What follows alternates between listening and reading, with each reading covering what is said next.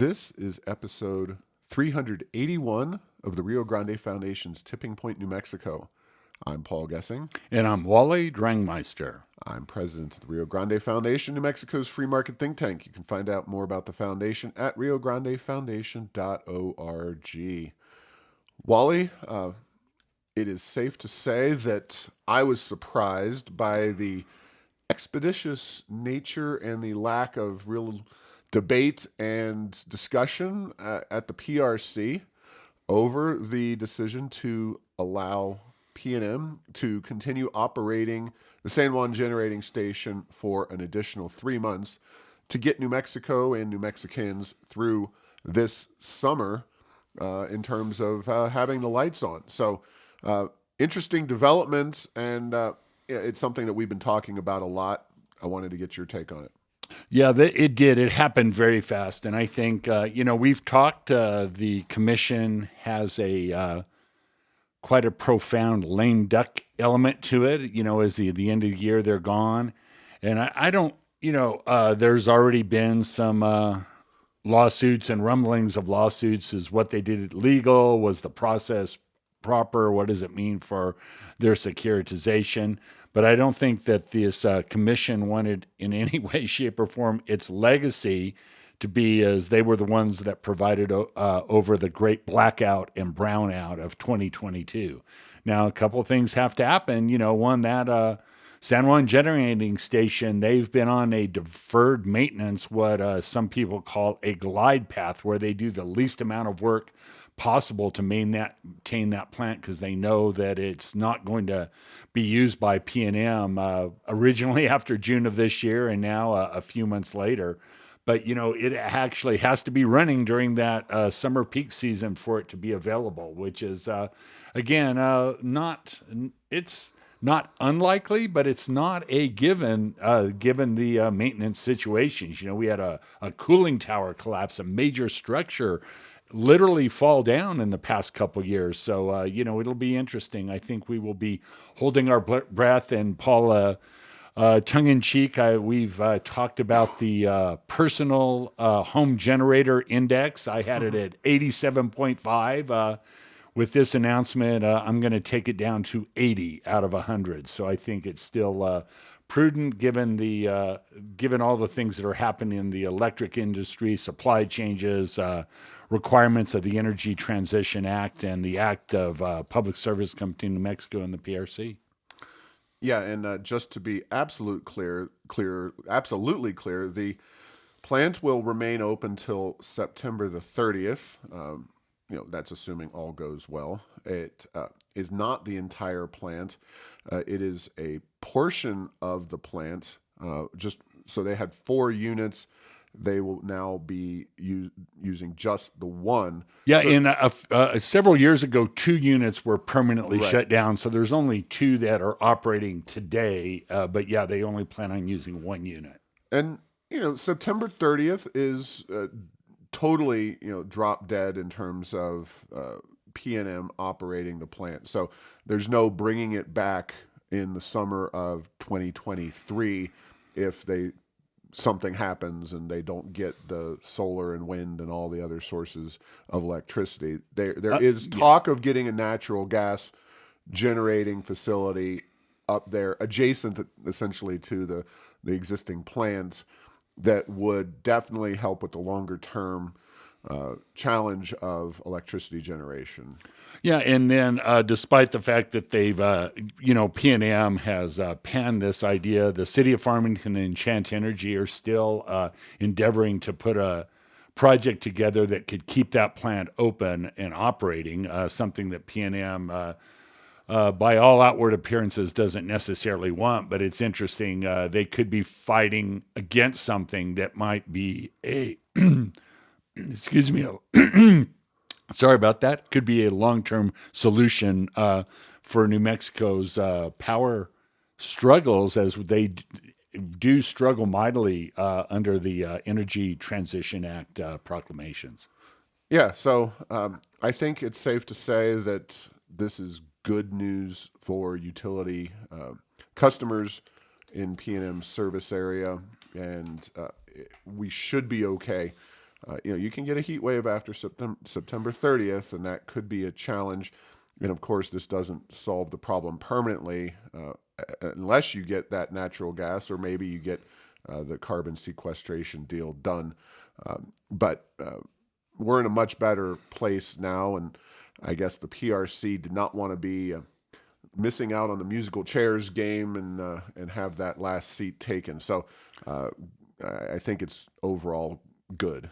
Yeah, and Paul, the other issue is that when if New Mexico's largest utility that has huge amounts of the transmission infrastructure under that control and is a major player in the grid, if they're going down, it would, in all likelihood, would impact more than just P&M's customers. So I think it's good news for P&M's customers, but I think it might be good news for northern New Mexico and the broader western region to not, to have a little more stability in the coming summer months for electricity.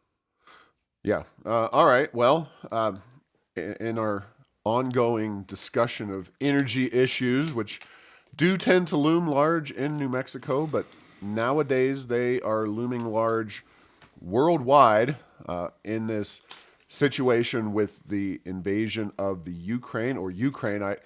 I grew up calling it the Ukraine, and I believe it's now just the Ukraine, and now they're spelling Kiev differently. So, it's one of those things you kind of date yourself by the development of different terminologies in foreign policy and with some of these country names. But there was an invasion.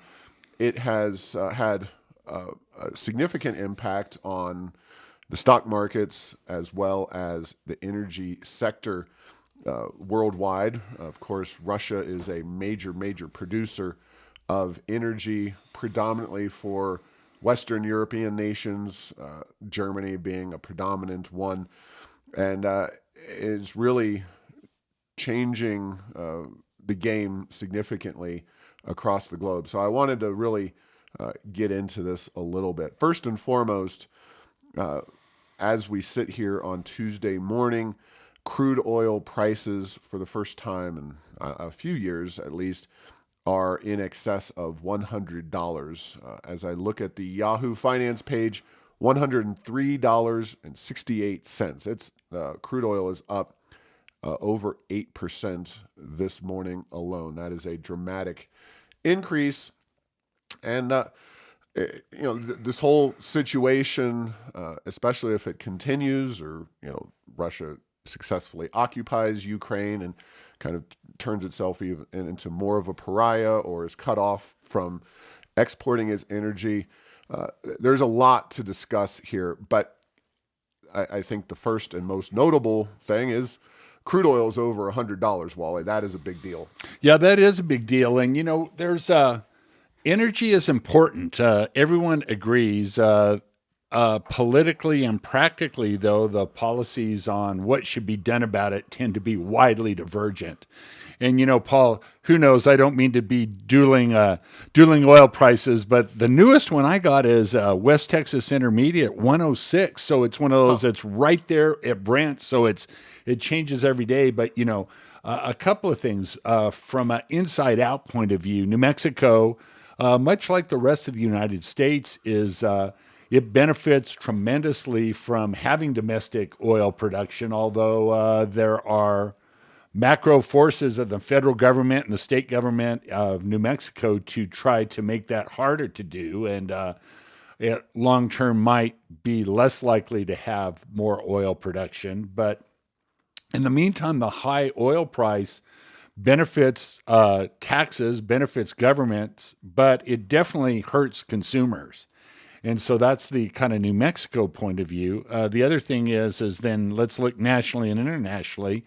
With a little less production in the United States, there's talk of importing oil from Iran, normalizing relations with Iran and the United States. And again, you don't always, oil is a commodity. You don't always need to buy from the person who might benefit from it in a market point of view. But there's no doubt that high oil prices, high gas prices absolutely benefit the Russians. There once was a time when when Margaret Thatcher and Ronald Reagan basically put policies into place that led to the collapse of the old Soviet Union. And so here we are on the complete opposite side of that is we have policies that are helping to ensure high oil prices.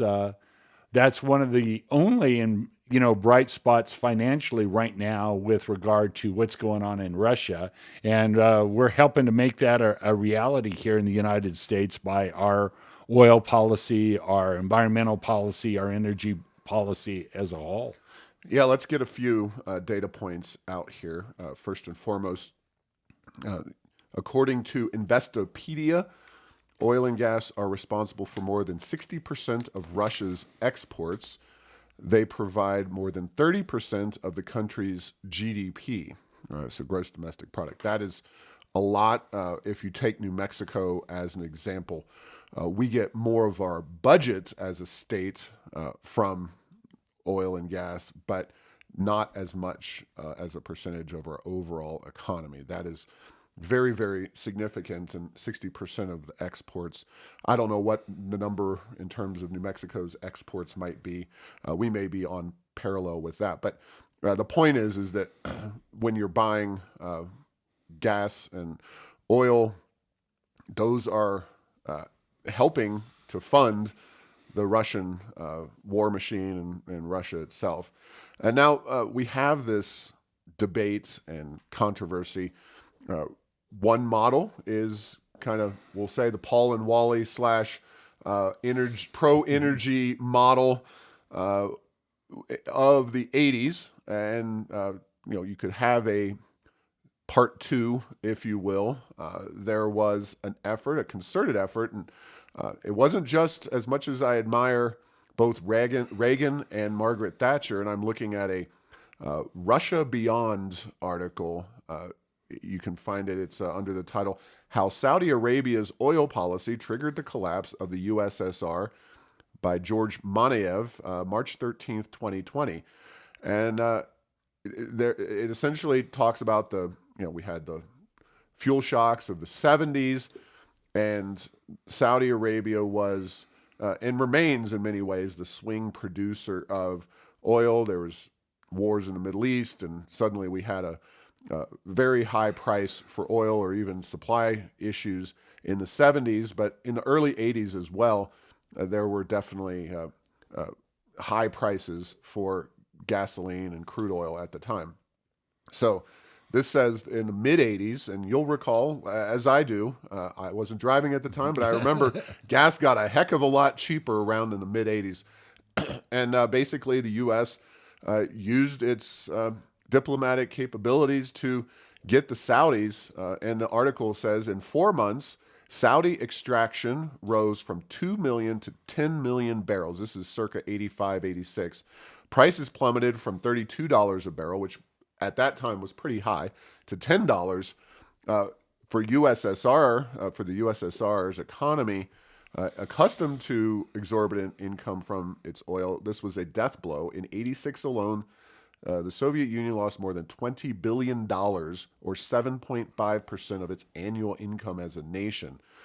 And keeping the spigots open, and especially the Saudi push to do that, literally was one of the very top factors, historians tend to agree, in causing the Berlin Wall and the Soviet Union to fall. So the unproven method, and I think we made our case, but certainly happy to go further into it.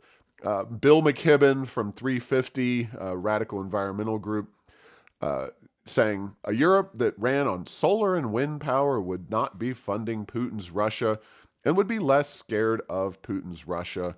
It could impose every kind of sanction, convert to 100% renewable energy. Now, before I hand it back to you, Wally, I will only note that of all the countries in all the world, Germany has been more aggressive in its attempts to go down the path of so-called renewables than virtually any other country. I will only cite articles like National Geographic, certainly on the green side of things. Germany could be a model for how we'll get power in the future. The European nation's energy revolution has made it a leader in replacing nukes and fossil fuels with wind and solar technology. So that is not enough for McKibben and Martin Heinrich, our U.S. senator. So we're not just bringing up McKibben for the heck of it. Heinrich was on Twitter yesterday touting this article by McKibben. So let's deconstruct our senior senator and his bad idea. Start with you, Wally. Well, yeah, and I tend to go back to the Lawrence Livermore estimated U.S. energy consumption in 2020. It takes a little while for them to get that updated, but the United States in 2020 used 92.9 quads of energy, quadrillion BTUs, which quadrillion, that's right there. I think Brazilian is the next biggest. So it's a big number, but it's tough to fathom. But out of those 92.9 quads, just a couple years ago, solar is only 1.25. Basically just over 1 out of 92. Wind is 3.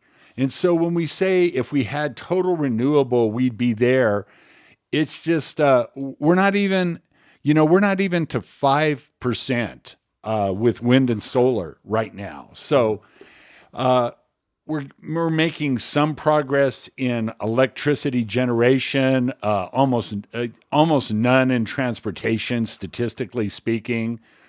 But it's interesting.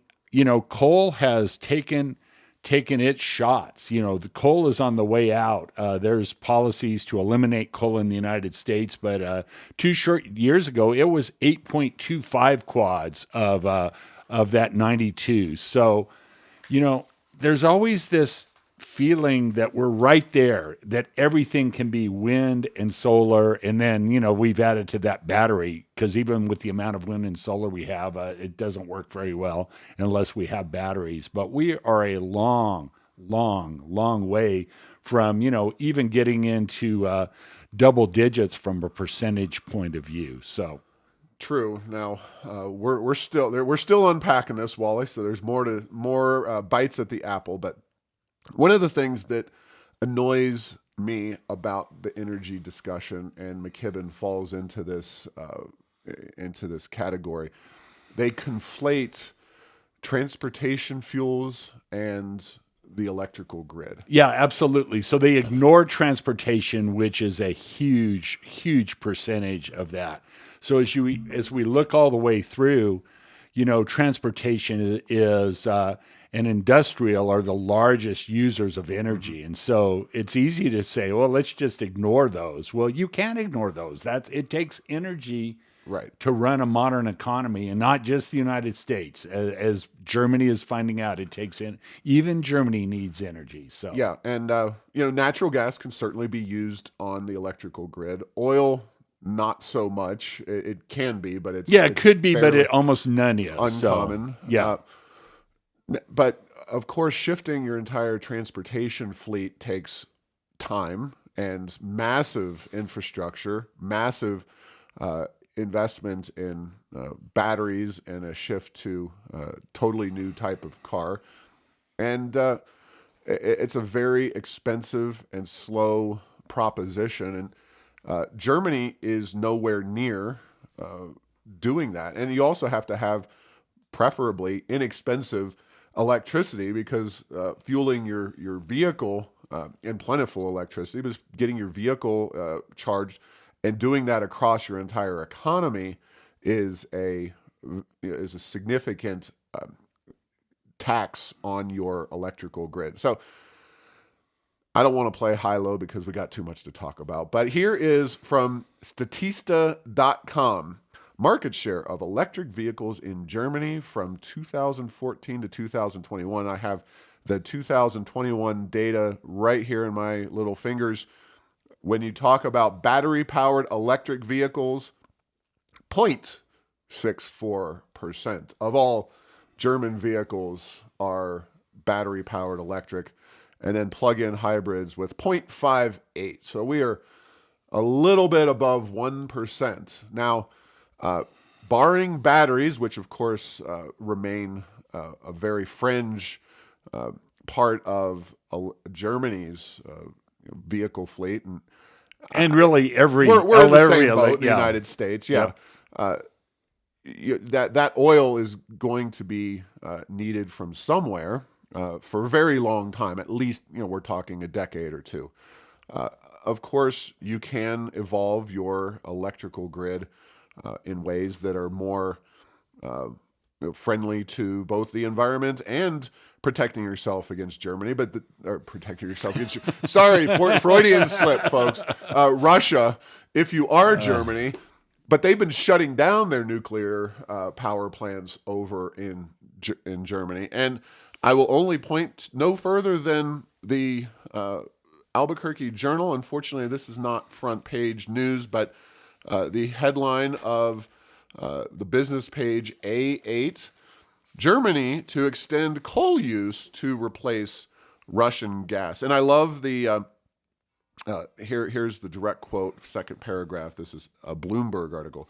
Coal plants could run beyond 2030 when Germany currently targets an end for the fuel, but the ultimate goal is greater energy independence through renewable power, said the Vice Chancellor for Economy and Energy. Of course, the goal is renewable power, but the reality is more coal. And the idea of shutting down clean nuclear plants and keeping coal open, I am not against coal. However, if you are engaging, especially as Germany has in these radical environmental policies over a long period of time, generally speaking, shutting down nuclear power plants is just idiotic, unless they're really at the end of their life. Nuclear should be and is, I think, the power of the future. Anyway, your comments. No, I agree with that. To tie it all together back to the 350.org. I don't know what 350 is, but it's almost 360, which means you start here, you circle around, and you almost end up going the same direction you're going, with maybe 10 degrees different. But the point of all of that is that it takes energy, and wind and solar, nothing against them. Batteries, throw them in there, nothing against them. But do the math. The math is profound, and it seems like to me, Paul, that if as the left preaches that climate change is the largest existential threat that we face, John Kerry over the weekend was talking about the climate change impact of the Ukrainian-Russian war. It's like, really? That's an odd take. It's like he still wants to work with Russia on reducing CO2 emissions, and he said that as the tanks were rolling into Ukraine. So if you believe that, I don't see how you can't, and you can do math, and I don't see how you can't at least feel like nuclear, whether it's extending the life of the current generation of plants as well as all of the new, the small modular reactors and all the like, how that might not have to play a part of this going forward. So it is all very interesting. But again, you ask people on the street, and I used to do this literally almost 10 years ago about, hey, what percentage of wind and solar do you think provides total energy in the United States, percentage-wise? And people would, back then, guess 10, 15, 20. It was not even 1%, 2%. And it's not a whole lot different today, is the bottom line. So, yeah, just to kind of tie a nice little bow on this, but then actually discuss some solutions. It's remarkable in many ways how similar the situations are in New Mexico. Obviously, we don't have Russian tanks rolling into Raton and Santa Fe and Gallup, but we do have the ultimate push to shove, which is, do we keep the lights on or do we not? And when push comes to shove, politically, Paul, they will keep the lights on. They will keep the lights on, and that's what Germany's done. So, Germany keeping their coal plants going. Germany did, I guess, and I don't mean to pick on John Kerry, poor guy. It's like people pick Riding on around him. in his private Yeah, jet. private That poor jet. guy. His carbon footprint is 1,000 times bigger than any other human on Earth. But you know, reliable energy is an important thing, and Germany put in so many windmills Yep. decades ago. Only one thing, Paul, they put them everywhere. I did a tour of Germany around the year 2000. They already had tons of windmills. The only problem was they were in valleys. I toured the countryside of Germany for almost a week, and I saw windmills in by the thousands that never turned one time. So it's one of those. It's one thing to say, yeah, we add more renewables, add more wind, add more solar, add more batteries, but it has to be in times and places. It has to integrate into your grid. There's many things that have to happen for that to work. And we've seen as we rush this forward with, not ready for prime time energy is what I'm calling it right now.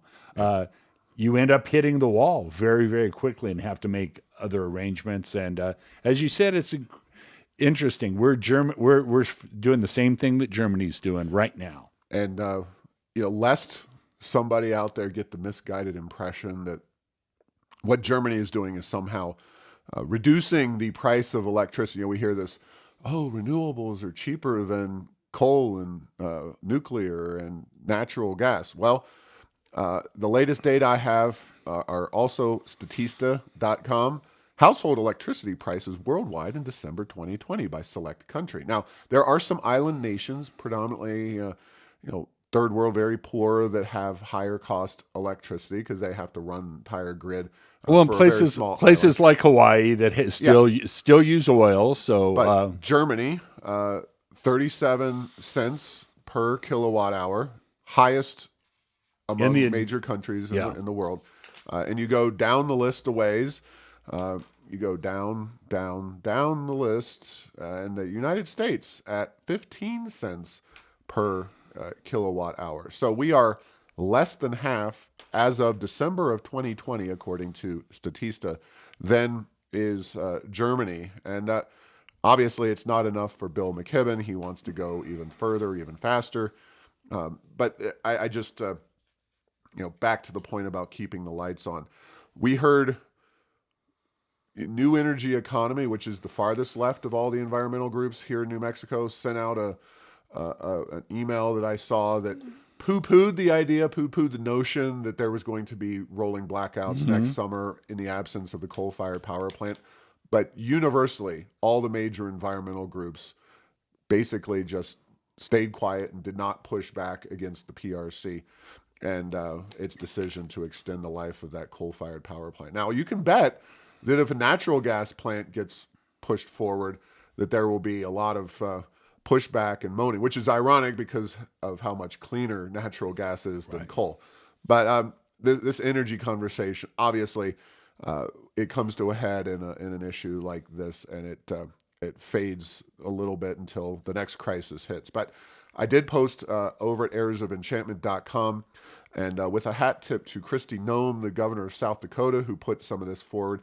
If the United States wants to make it hurt, getting back to Russia and Putin, move aggressively to open the Keystone XL pipeline, reopen federal lands, including those right here in New Mexico, to drilling and oil and natural gas exploration. What we've seen, and we talked about it a lot when it happened, there was a moratorium, less well publicized, is the slow rolling of the permits and the lack of permitting being done by the Biden administration.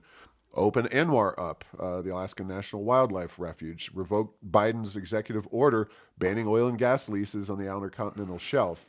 Eliminate unnecessary regulations on U.S. energy producers and refiners.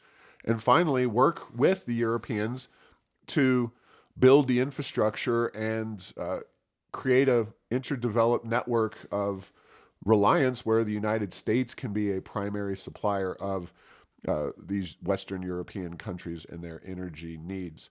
That has the salutary benefit of potentially doing great things for New Mexico's economy. Already, obviously, we saw they had more money than they know what to do with this session. And if somehow we are magically to stay, around $100 a barrel or more, wherever it goes, if it remains at these elevated prices, George Munoz, the Senate Finance Committee chair, will be at it again, saying, "We have more money yet again than we know what to do with." And you know, we may have some challenges about what they do with that money, but that can only be a good thing for the state of New Mexico. Yeah, and then Paul, I talked a little bit about how in the long term, those federal policies from a drilling point of view may not have the impact that you might think they have. Today, according to the Baker Hughes app, 95 drilling rigs operating in the state of New Mexico, 33 in North Dakota, 51 in Oklahoma, only 312 in Texas. So there is times when Texas had, 4, 5, 6 times the drilling rigs operating in New Mexico. But New Mexico has some fantastic geology. There's a lot of land that is already leased that companies can put things on, and it is the bitter irony that the same people in Santa Fe who might be looking to make it much more difficult for the oil and gas industry long term are going to be the ones that in the next several years are likely going to be cashing huge checks and having to figure out, as you say, what to do with that money. Yeah, so stay tuned. This is a fluid situation in more ways than one. Now, a Rio Grande Foundation friend and supporter recently posed the question. We've talked about two very large subject areas with minimal attention to COVID-19. Here's where we turn into a little bit of a COVID discussion. Those Department of Health commercials that we see, sometimes we saw them on the same commercial break multiple times, back to back, very dire, showing a emergency room and the intense situation where somebody's supposedly got COVID and is on the verge of near certain death. We wondered, and the person who contacted us, and you can find us at riograndefoundation.org. You can email us info@riograndefoundation.org. If you have your own questions, because sometimes we don't think of these things, we asked the Department of Health how much was spent by the state on these advertisement campaigns. And that was from January the 1st, 2020, or actually December 21st, 2021, and as far back as December of 2020. So that was basically a year during 2021. I apologize for that. That was $20 million and some change on those television ads. Whether they were effective or not, I think, is an open question, but it is a fundamental issue for the Rio Grande Foundation. You just have this money flowing in from Washington, printed up, no accountability, and they can make ads that I think are very, very propagandistic in their approach to vaccines in terms of COVID and the reality of COVID, and just spending a lot of money with very little accountability. And so we wanted to make sure to report on this critical issue. And you can find out more, including the ads, over at airsofenchantment.com. Yeah, that is a lot of money, and it is interesting, Paul. One of the things I've learned in the realm of policy and political advertising over the years is that it's easy to spend money. It's not easy to necessarily have those messages resonate and change behavior. And so, yes, the key is it's a little bit like education funding in New Mexico. We know we're spending a lot of money. Did it make an impact? That's the thing that will probably never be known. Yeah, I think that is a very, very good point. And certainly television has a long track record of being used and a lot of money being spent on it. And there's certainly some effectiveness there to be had. But even if these ads were effective, were they portraying the realities of COVID-19 in an accurate way? And I think that can be said for a lot of the materials we've seen put out, and we've seen over time how social media outlets have limited access to social media by people who question the narrative and then were proven correct. So there's a lot of issues, and I think we need to have a fundamental conversation about just how much propaganda needs to be foisted on us as citizens of a supposed pro-freedom democracy, democratic republic, etc. And also in the area of oops on COVID, Milan Simonich, he is what I would call a reporter, mostly an opinion reporter, who works for the Santa Fe New Mexican and theoretically talks about the legislature in Santa Fe, statewide issues. Back in April, mid-April of 2020, so pretty early on in the COVID-19 pandemic, he wrote, "The coronavirus exposes the nation's laziest governors." And he had some very choice words for Ron DeSantis of Florida and Kristi Noem of South Dakota, who were not locking down and masking up and forcing everybody to do what we've done in New Mexico up until very recently. And of course, Simonich had nothing but glowing words to say for Governor Lujan Grisham and her policies. But as we've discussed here on the show, the proof is in the pudding. New Mexico's death rate remains above those of Florida and South Dakota. Now, there could be another wave, and we all may have to deal with that situation and figure out an approach to come to grips with the next wave of COVID-19. But the pro-freedom approach certainly seems to have worked itself out in the cases of Florida and South Dakota as well or better than the lockdown approach of our governor. Yeah, Paul, and I saw that on the list of topics we might discuss today. And something that came to mind that I had not looked at in a long time is, yes, we have the death rates from COVID, but, COVID, it turned out to be much more dangerous the older you were, all things being equal. And, if you look at the median age of Florida, it's 42.5. It's much older than New Mexico. And let's see, New Mexico's right there, 38.4, according to a Wikipedia median age report that I'm looking at. And so, the death rate is important, but it's like to handicap that, if you will. Age is something definitely to look at.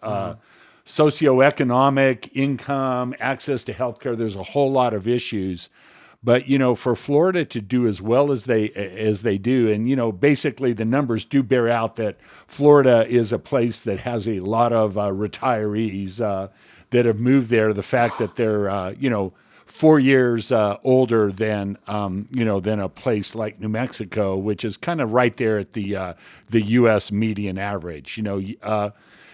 Also, Utah, for example, that's did fine during that, but the median age in Utah is 31.3, youngest among all the states. So, statistically, there are not many What was young your source people. on that, Wally? Yeah, that was a list of U.S. states and territories by median age, a Wikipedia article that I Googled, and so Yeah, I see that as well. yeah, and so it's it's very interesting. So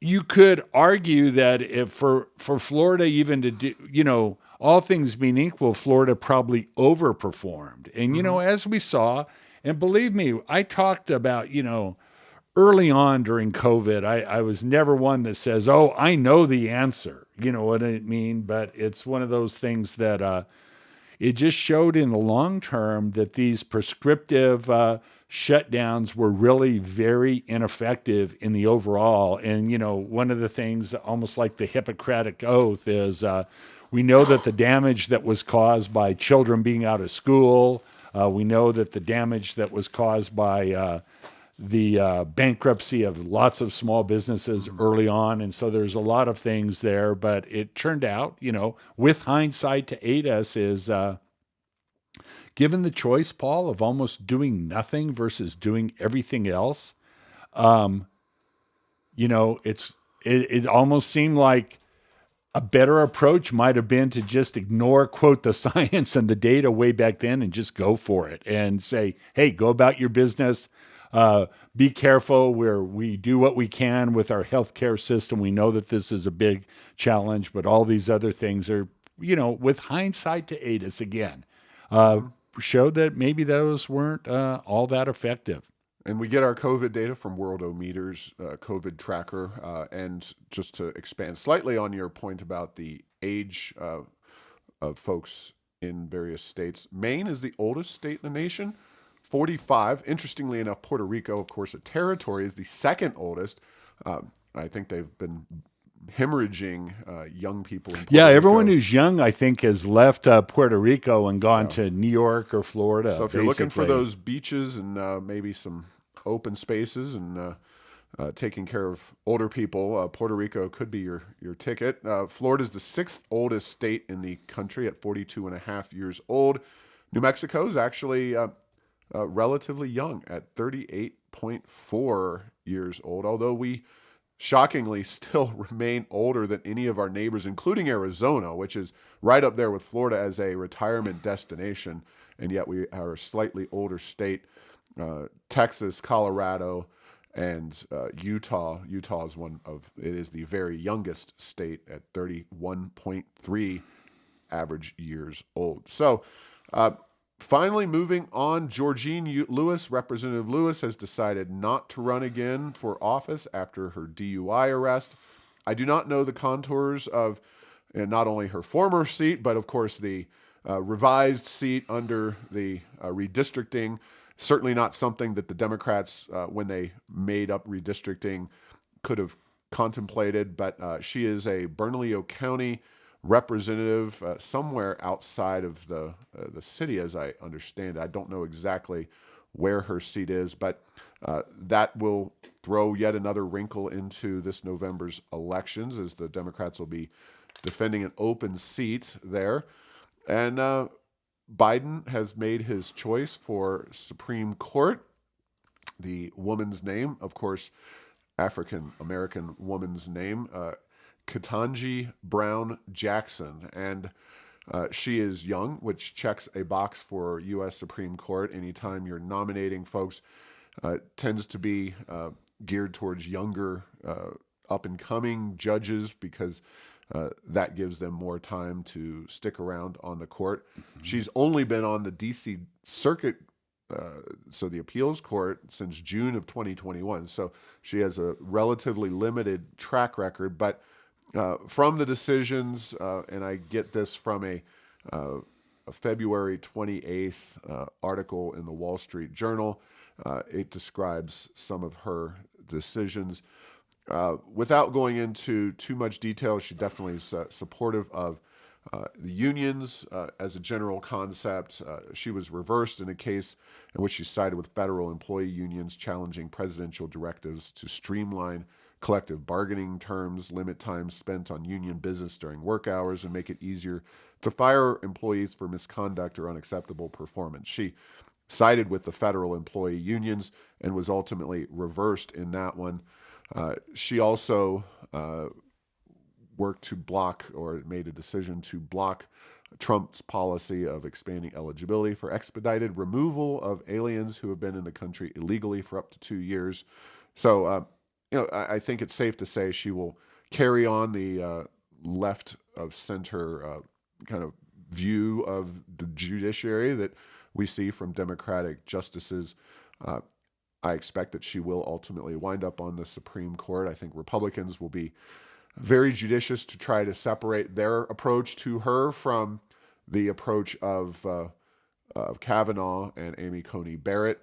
That won't get them anything in the court of public opinion, but they will try to probably be less obstreperous, so to speak, than Democrats were. And of course, Ben Ray Lujan getting back into the Senate is critical for all of this in a timing situation. But uh, she's definitely qualified. She's got the background to be on the court, and she's got the liberal bona fides that I think makes Biden happy, in addition to being an African American woman. So, uh, And then Biden will have his State of the Union address this evening. And due to a last second decision, they will not have masks on, or, well, they will have masks optional. So keep your eyes, if you do watch tonight, on the State of the Union address for masks or no masks, because I think just like our own governor trying to get beyond COVID, Biden probably wants to do a little bit of a victory lap, such as it is, whatever the facts are. This is a State of the Union address. He will have a chance to really get into all the major media and really make his case for how he has defeated COVID-19. True or not, we can have a discussion for a different day, but I think it'll look a lot better if you have fewer people masked up in the chambers. Yeah, I think that that political calculus is spread far and wide across the United States. And then I still have seen Biden wearing a lot of masks, moving around outside, interestingly. So he's a big mask supporter. So that is pretty interesting. And it'll be interesting to just see in the chambers how many people are wearing masks and how many choose not to. Yeah. Because, Paul, this is America, and we do get to make certain choices, and that's one we get to make again. Yeah. Well, we will leave things there. Thanks for listening to this week's episode. Find all episodes at tippingpointnm.com or at the Rio Grande Foundation's YouTube and Rumble channels. Subscribe to this show at Apple, Stitcher, or have your Google Home play Tipping Point New Mexico. Thanks to Path 3 Marketing for producing this show.